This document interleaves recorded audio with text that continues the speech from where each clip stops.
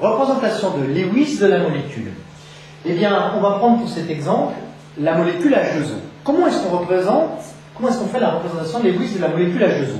Eh bien, on commence par l'atome d'oxygène et on fait la représentation de Lewis de cet atome d'oxygène.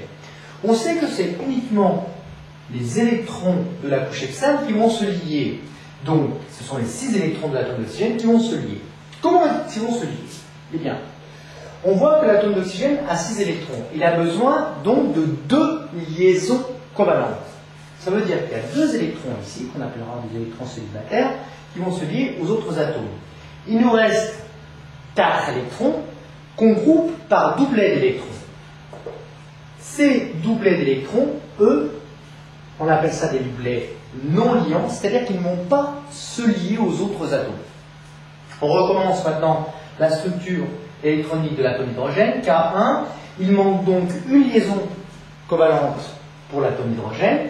Il y a donc un électron célibataire. Voilà pour ce premier atome d'hydrogène. Dans la formule brute, il y a 2 atomes d'hydrogène. Je rajoute le deuxième atome d'hydrogène avec son électron célibataire. Il ne me reste plus qu'à lier maintenant cet atome d'oxygène aux atomes d'hydrogène par une liaison covalente entre cet atome d'oxygène et cet atome d'hydrogène et une autre liaison covalente ici.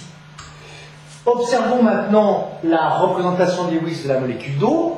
Elle contient 1, 2, 3, 4, 5, 6, 7, 8 électrons externes.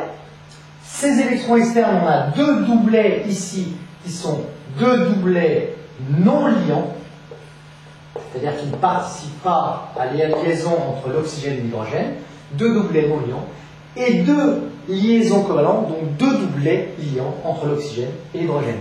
La règle de l'octet est vérifiée. Regardons, l'oxygène il a 2, 4, 6, 8 électrons sur sa dernière couche, règle de l'octet est vérifiée.